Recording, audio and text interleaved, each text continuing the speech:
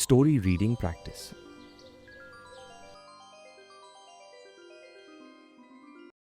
A young, adventurous girl named Elara, with vibrant green eyes and hair like spun moonlight, stands at the edge of an ancient, whispering forest. Elara cautiously enters the forest, following a narrow, winding path. Giant, luminous mushrooms cast an ethereal glow, illuminating strange flora. She encounters a mischievous sprite. He is no bigger than her thumb with iridescent wings and mischievous grin. Following the sprite, Elara discovers a hidden cave. Its entrance, veiled by a curtain of shimmering ivy.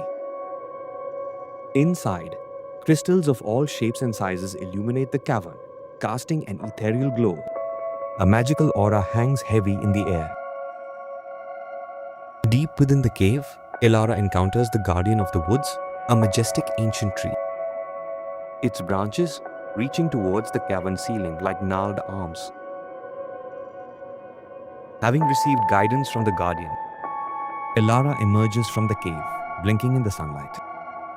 She carries knowledge and wisdom gained within, ready for whatever adventures lie ahead.